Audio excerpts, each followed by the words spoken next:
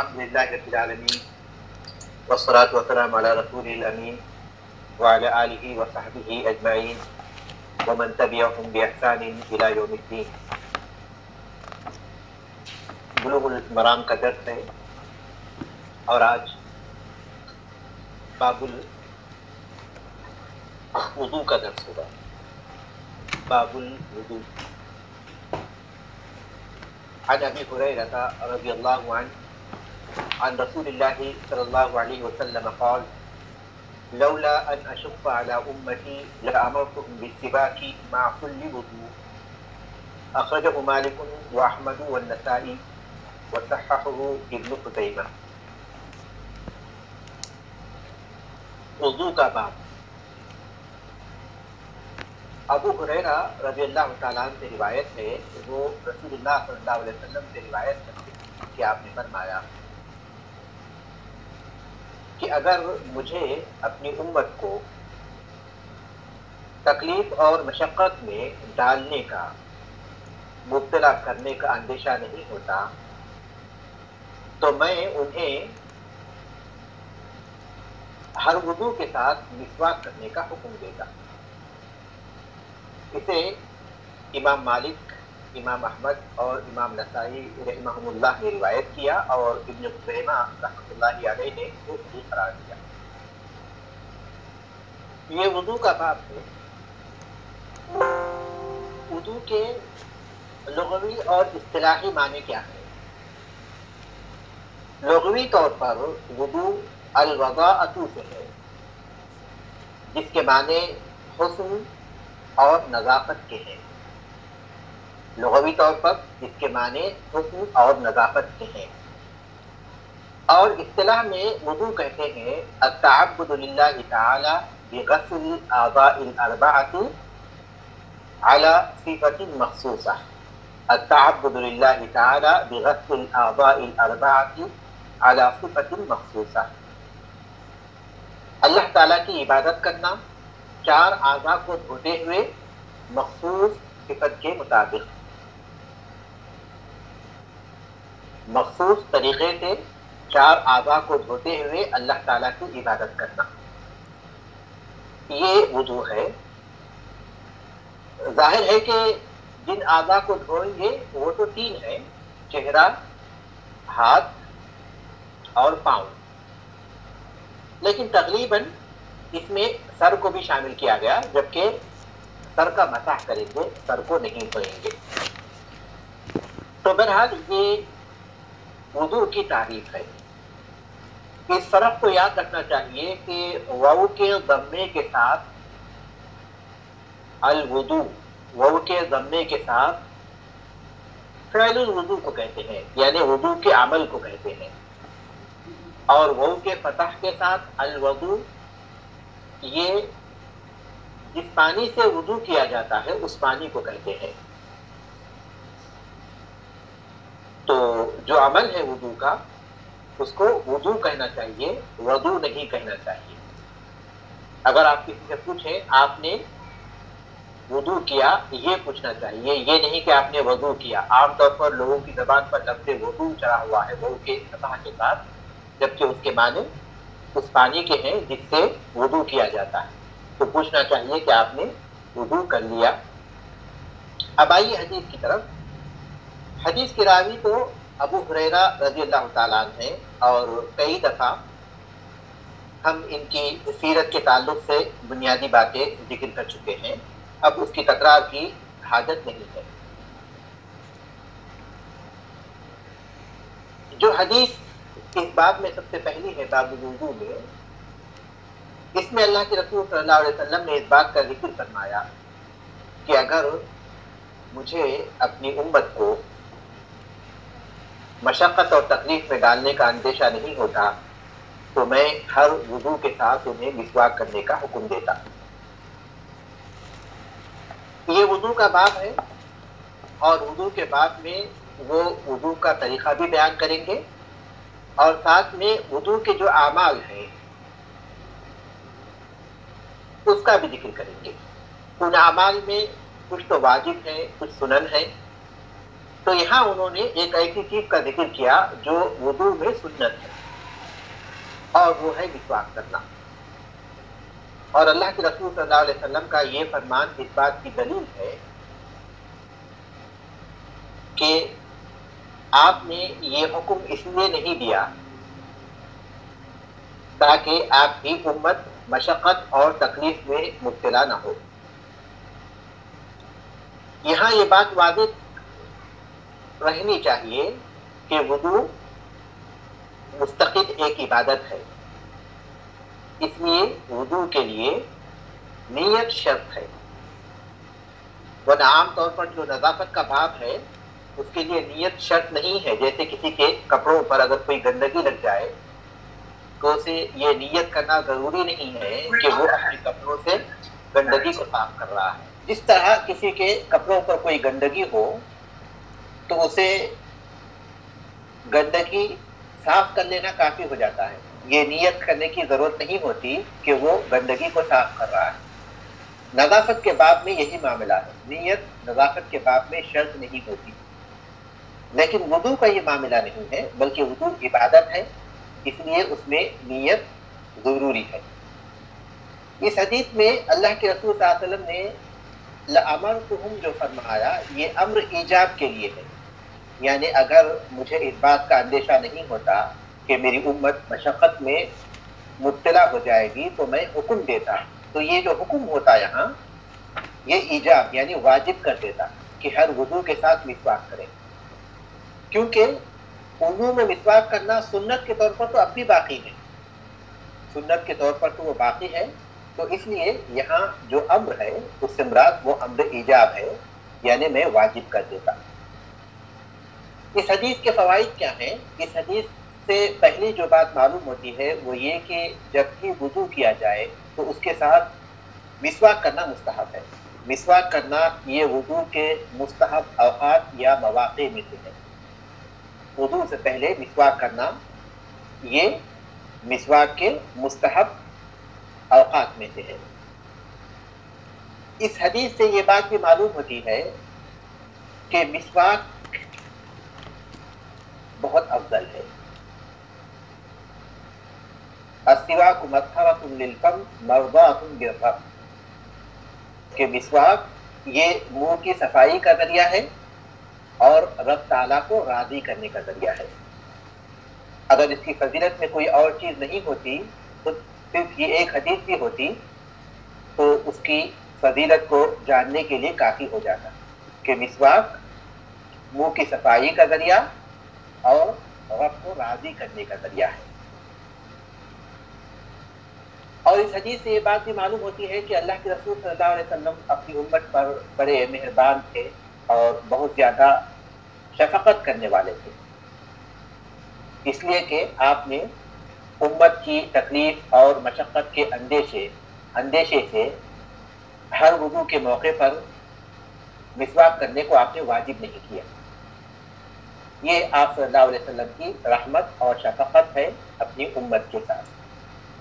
آئیے اس کے بعد کی حدیث ہے. وعن حمران ان عثمان رضی اللہ تعالی عنہ دعا بوضوء فغسل كفيه 3 مرات ثم مضمض واستنشق واستنثر ثم غسل وجهه 3 مرات ثم غسل يده اليمنى إلى المرفق 3 مرات ثم اليسرى مثل ذلك ثم مسح برأسه ثم غسل رجله اليمنى إلى الكعبين 3 مرات ثم اليسرى مثل ذلك ثم قال رأيت رسول الله صلى الله عليه وسلم توضأ نحو وضوئي هذا متفق عليه.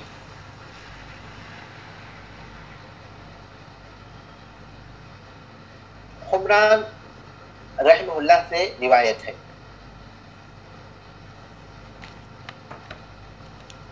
وہ کہتے ہیں کہ عثمان رضی اللہ تعالیٰ عنہ نے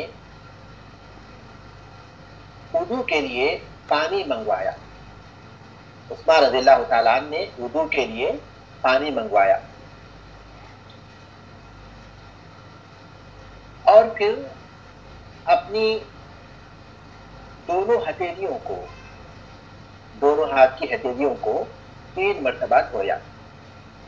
اس حدیث میں وضو کا مکمل طریقہ ہے کہ سب سے پہلے انہوں نے ہتھیلیوں کو 3 مرتبہ دھویا، پھر کلی کی، پھر ناک میں پانی چڑھایا، پھر ناک جھاڑ کر صاف کیا، پھر 3 مرتبہ اپنے چہرے کو دھویا، پھر اپنے دائیں ہاتھ کو کوہنیوں تک 3 مرتبہ دھویا، پھر اپنے بائیں ہاتھ کو بھی کوہنیوں تک اسی طرح 3 مرتبہ دھویا، پھر اپنے سر کا مسح کیا، پھر اپنے دائیں پیر کو ٹخنوں تک یعنی ٹخنوں سمیت 3 مرتبہ دھویا، پھر اپنے بائیں پیر کو بھی اسی طرح ٹخنوں سمیت 3 مرتبہ دھویا۔ ثم قال، پھر کہا، میں نے اللہ کے رسول صلی اللہ علیہ وسلم کو میرے وضو کرنے کی طرح وضو کرتے ہوئے دیکھا، میں نے اللہ کے رسول صلی اللہ علیہ وسلم کو اسی طرح وضو کرتے ہوئے دیکھا۔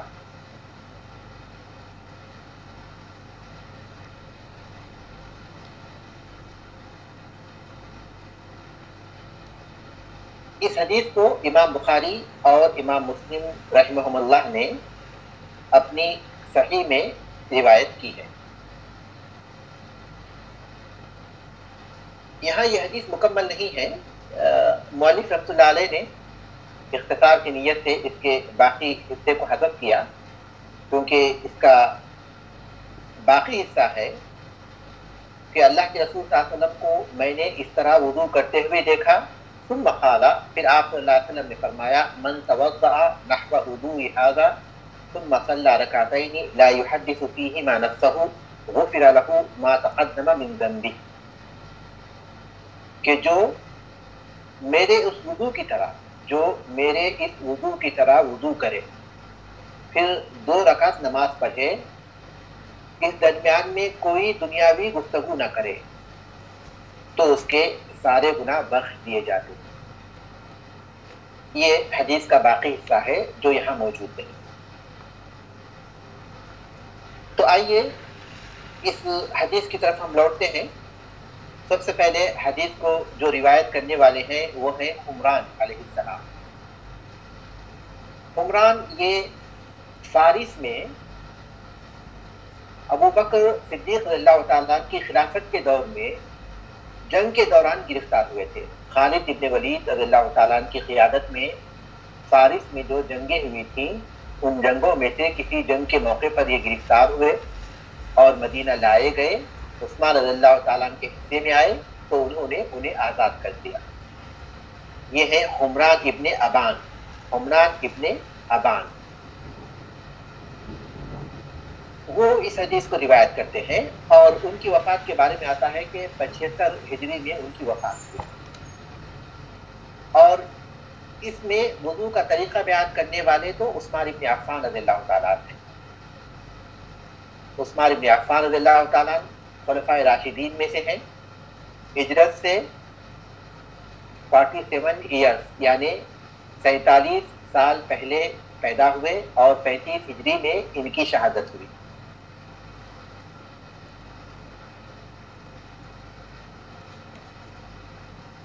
ان کی خلافت کی مدت تقریباً 12 سال ہے، اور بروز جمعہ 18 ذی الحجہ 35 ہجری کو ان کی شہادت ہوئی۔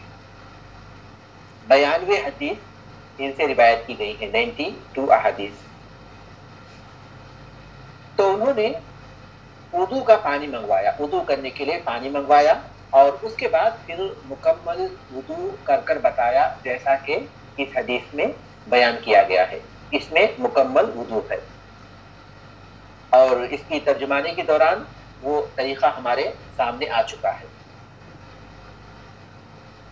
اس حدیث سے ہمیں جو فوائد ملتے ہیں ان میں ایک فائدہ تو یہ ہے کہ وضو شروع کرنے اور ہاتھ کو برتن میں ڈالنے سے پہلے انہیں 3 مرتبہ دھونا مشروع ہے۔ قرآن مجید میں وضو کے بارے میں جو آیت ہے سورۃ المائدہ کی، یا ایھا الذین آمنوا اذا قمتم الی الصلاۃ فاغسلوا وجوہکم، اے ایمان والو جب تم نماز کا ارادہ کرو، نماز کے لیے کھڑے ہونا چاہو تو اپنے چہرے کو دھو، اپنے ہاتھوں کو دھو، اپنے سر کا مسح کرو اور اپنے پیروں کو ٹخنوں تک، وارجلکم الی الکعبین۔ تو ان 4 اعضاء کے دھونے کا ذکر ہے، اس میں سر کا جہاں تک معاملہ ہے اس کا مسح کریں گے، لیکن وضو کے اس عمل سے پہلے اپنے ہتھیلیوں کو دھونا یہ مشروع ہے۔ اللہ کے رسول صلی اللہ علیہ وسلم نے اس آیت پر عمل کرتے ہوئے یہ طریقہ بتایا۔ تو اس کا مطلب یہ ہوا کہ وضو کرنے میں جس طرح وہ چیزیں شامل ہیں جو قرآن کی آیت میں ہیں، اسی طرح وہ چیزیں بھی شامل ہیں جو اللہ کے رسول صلی اللہ علیہ وسلم نے بتائی ہیں۔ ان میں کچھ چیزیں فرض ہیں وضو کی اور کچھ چیزیں مسنون ہیں، ان کی تفصیلات تو ہم فقہ میں پڑھ چکے ہیں۔ یہاں اس حدیث کی روشنی میں یہ بات معلوم ہوتی ہے کہ وضو کا آغاز ہوگا سب سے پہلے نیت سے، پھر دوسری حدیث سے یہ بات معلوم ہوتی ہے کہ بسم اللہ کہیں، اور اس کے بعد اپنے ہتھیلیوں کو 3 مرتبہ دھوئیں، اپنے ہتھیلیوں کو 3 مرتبہ دھوئیں۔ یہ پہلی چیز ہے۔ اور دوسری چیز یہ کہ دوسری ایک بات یہ معلوم ہوتی ہے کہ اعضاء وضو میں منہ، ہاتھ اور پاؤں کو 3 مرتبہ دھونا ثابت ہے، کیونکہ اس حدیث میں اس بات کا ذکر ہے کہ اللہ کے رسول صلی اللہ علیہ وسلم نے چہرے کو 3 مرتبہ دھویا اور اپنے ہاتھوں کو 3 مرتبہ دھویا اور اپنے پیروں کو 3 مرتبہ دھویا۔ تو 3 مرتبہ دھونا، اعضاء وضو کو 3 مرتبہ دھونا، یہ افضل اور اکمل ہے۔ بعض احادیث سے 1 مرتبہ کا بھی ذکر آتا ہے کہ آپ نے 1 مرتبہ دھویا، اور بعض احادیث میں 2 مرتبہ دھونے کا ذکر آتا ہے، اور بعض احادیث میں 3 مرتبہ دھونے کا ذکر آتا ہے۔ تو اہل علم اس میں تطبیق اس طرح دیتے ہیں کہ 1 مرتبہ دھونا یہ واجب ہے۔ اگر کوئی 1 مرتبہ دھو کر اپنے پورے چہرے تک پانی پہنچا سکتا ہے، پہنچا دیتا ہے، تو یہ کافی ہے، یہی چیز مطلوب ہے۔ 2 مرتبہ دھونا یہ افضل ہے، اور 3 مرتبہ دھونا یہ افضل اور اکمل ہے۔ واجب تو 1 ہی مرتبہ ہے، اور اس سے جو زائد ہے وہ سنت ہے۔ اور اس کے ساتھ ساتھ اس حدیث سے یہ بات بھی معلوم ہوتی ہے کہ اعضاء وضو کو ترتیب کے ساتھ دھونا یہ وضو کے فرائض میں سے ہے۔ اعضاء وضو کو ترتیب کے ساتھ دھونا یہ وضو کے فرائض میں سے ہے۔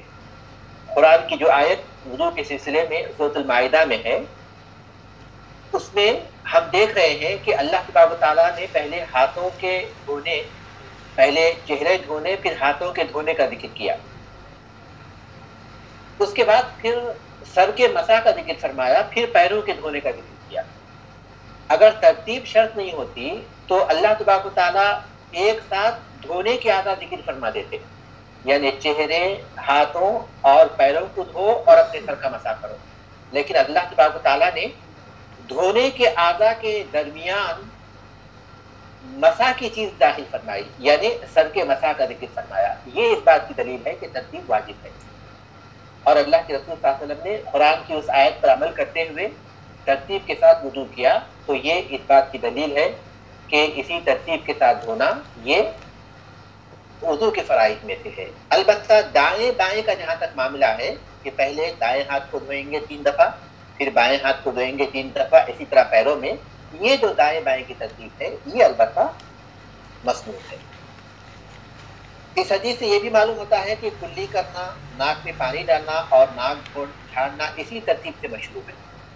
پہلے کلی کریں گے، اور کلی کہتے ہیں کہ پانی منہ میں ڈال کر اس کو گھما کر اس کو تھوک دینے کو، یہ کلی کہتے ہیں۔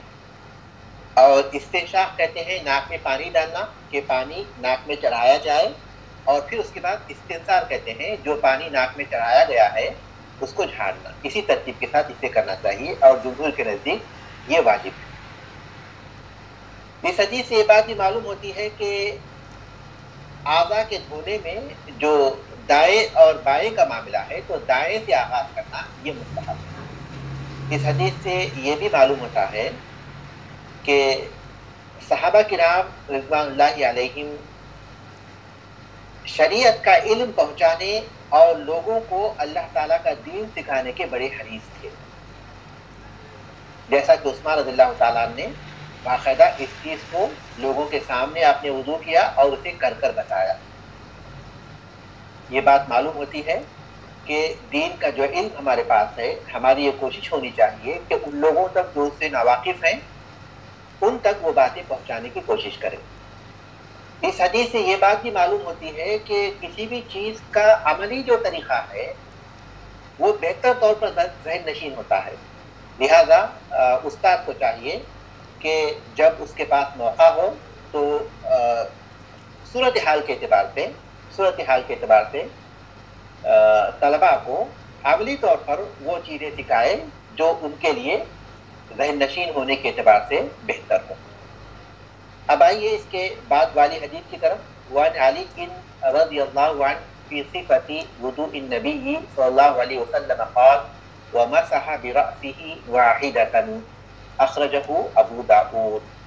اور علی ابن ابی طالب رضی اللہ تعالیٰ عنہ سے روایت ہے نبی کریم صلی اللہ علیہ وسلم کے وضو کے طریقے کے بارے میں کہ آپ نے اپنے سر کا ایک دفعہ مسح کیا.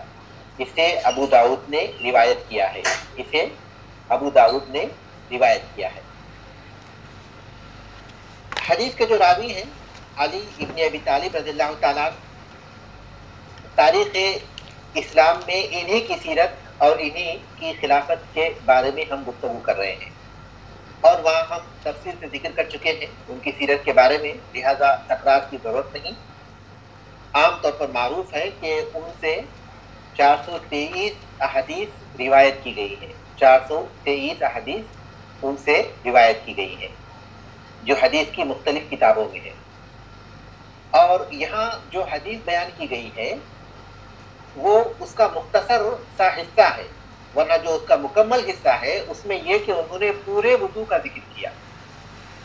پورا وضو انہوں نے بتایا اور پھر مسح کے بارے میں کہا کہ ایک مرتبہ سر کا مسح کرنا چاہیے. اوپر جو حدیث گزر چکی ہے کہ آپ صلی اللہ علیہ وسلم نے سر کا مسح کیا تو ظاہر ہے کہ ایک ہی مرتبہ کیا، لیکن اس حدیث سے اس کی مزید وضاحت ہو جاتی ہے کیونکہ واحدتاً کے الفاظ اس بات کی دلیل ہے کہ سر کا جو مسح ہے ایک ہی دفعہ ہے. چہرے کو، ہاتھوں کو اور پیروں کو 3 دفعہ دھوئیں گے، لیکن سر کا جو مسح کریں گے وہ ایک ہی دفعہ کریں گے. یہ اس حدیث سے اس کا فائدہ ہوتا ہے. تو اس حدیث میں ایک چیز جو کہ پہلے جو گزر چکی ہے اس کے مقابلے میں زیادہ وضاحت کے ساتھ بیان کرتی ہے، وہ ہے سر کے مسح کے بارے میں کہ وہ ایک ہی مرتبہ ہونا چاہیے. اس کے بعد کی حدیث ہے وعن عبداللہ ابن زید ابن عاصم رضی اللہ عنہ فی صفت الوضوء قال ومسح برأسه فأقبل بيديه وأدبر متفق علیہ. وفي لفظ بدأ بمقدم رأسه حتى ذهب بهما إلى قفاه ثم ردهما إلى المكان الذي بدأ منه. عبداللہ ابن زید ابن عاصم رضی اللہ تعالیٰ سے وضو کے طریقے کے بارے میں روایت کیا گیا ہے کہ انہوں نے کہا کہ اللہ کے رسول صلی اللہ علیہ وسلم نے سر کا مسح کیا اور اپنے دونوں ہاتھوں کو آپ صلی اللہ علیہ وسلم آگے اور پیچھے لے گئے. اپنے دونوں ہاتھوں کو آگے اور پیچھے لے گئے. اس حدیث کو امام بخاری اور امام مسلم رحمہ اللہ نے روایت کیا ہے. کس طرح لے گئے اس کی مزید وضاحت اس کے اگلے حصے سے ہو رہی ہے جس کا انہوں نے وفی لفظ کہہ کر ذکر کیا کہ بدأ بمقدم رأسه کہ آپ صلی اللہ علیہ وسلم نے سر کا مسح کا آغاز اپنے سر کے ابتدائی حصے سے کیا. یعنی مسح پیچھے سے نہیں کریں گے، آغاز پیچھے سے نہیں کریں گے، بلکہ آپ نے سر کے ابتدائی حصے سے اس کا آغاز کیا. حتی ذهب بهما الى قفاه یہاں تک کہ آپ صلی اللہ علیہ وسلم اس کو اپنے گدی تک لے گئے. یعنی مسح جو ہے سر کے ابتدائی حصے سے کریں گے اور اسے گدی تک کریں گے.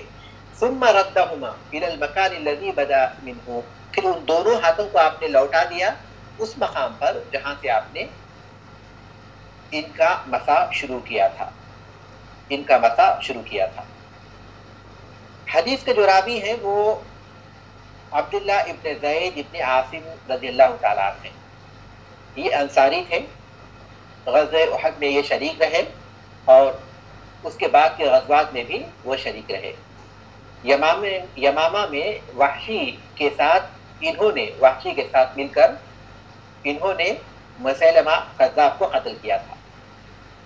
وحشی رضی اللہ تعالیٰ جنہوں نے مسیلمہ کذاب کو قتل کیا تھا تو اس کے قتل کرنے میں اس کے ساتھ یہ بھی شامل تھے. 63 ہجری میں معرکہ حرہ جو یزید کے دور میں ہوا تھا تو اس میں یہ شہید ہوئے تھے عبداللہ ابن زید ابن عاصم رضی اللہ تعالیٰ. اس حدیث سے سر کے مسح کی کیفیت واضح ہوتی ہے کہ سر کا مسح کس طرح کرنا چاہیے اور بالکل واضح طور پر اس میں جو الفاظ ہیں اس سے یہ بات معلوم ہو جاتی ہے. اس کے بعد کی حدیث ہے وعن عبداللہ ابن عمرو رضی اللہ عنہما فی صفۃ الوضوء. عبداللہ ابن عمرو رضی اللہ تعالیٰ عنہما سے روایت ہے وضوء کے طریقے کے بارے میں قال کہا ثم مسح برأسہ پھر اللہ کے رسول صلی اللہ علیہ وسلم نے اپنے سر کا مسح کیا. وادخل اصبعیہ السباحتین فی اذنیہ اور آپ نے اپنے دونوں شہادت کی انگلیاں اپنے کانوں میں داخل کی. شہادت کی انگلیاں اپنے کانوں میں داخل کی دونوں کانوں میں یعنی دائیں ہاتھ کی انگلی دائیں کان میں بائیں ہاتھ کی انگلی بائیں کان میں. ومسح بإبہامیہ ظاہری اذنیہ اور آپ نے اپنے دونوں انگوٹھے سے اپنے کان کے اوپر کے حصے کا مسح کیا یعنی کان کے اندر کے حصے کا آپ نے اپنی شہادت کی انگلیوں سے مسح کیا ایک ساتھ اور اپنے ہاتھ کی شہادت کی انگلی سے آپ نے کان کے اندر مسح کیا اور اپنے انگوٹھوں سے آپ نے کان کے باہر کے حصے کا مسح کیا. اخرجہ ابو داؤد والنسائی وصححہ ابن خزیمہ. ابو داؤد اور نسائی رحمہ اللہ نے اسے روایت کیا اور ابن خزیمہ رحمہ اللہ علیہ نے اسے صحیح قرار دیا. اس حدیث کے راوی عبداللہ ابن عمرو ابن عاص ہے. یہ اپنے والد سے پہلے اسلام میں داخل ہوئے اور اپنے والد سے 12 یا 13 سال چھوٹے تھے اور ان کی کنیت ابو محمد تھی اور کثرت سے حدیث کو روایت کرنے والوں میں ان کا نام بھی آتا ہے اور یہ بہت ہی عابد زاہد صحابی تھے. اور 63 یا 70 ہجری میں ان کا انتقال ہوا اور ان سے 700 احادیث روایت کی جاتی ہیں جن میں 7 احادیث متفق علیہ ہیں اور 8 صحیح بخاری میں ہے اور 20 صحیح مسلم میں ہے. اس حدیث سے یہ بات معلوم ہوتی ہے کہ سر کے مسح کے ساتھ سنت سے جو بات معلوم ہوتی ہے وہ یہ کہ کان کا بھی مسح کرنا چاہیے. کان کا مسح کرنا یہ بات بھی معلوم ہوتی ہے اور اس کے ساتھ ساتھ کان کے مسح کا کیا طریقہ ہے یہ بھی اس حدیث سے معلوم ہو جاتا ہے. تو گویا وضو کی مکمل کیفیت ان حدیث کی روشنی میں ہمارے سامنے آ چکی ہے. یہاں آج ہم اپنا درس ختم کرتے ہیں اور انشاءاللہ تاریخ کا جو درس ہوگا وہ اگلے ہفتے ہوگا انشاءاللہ. سبحانک اللہم و بحمدک اشہد ان لا الہ الا انت استغفرک و اتوب الیک.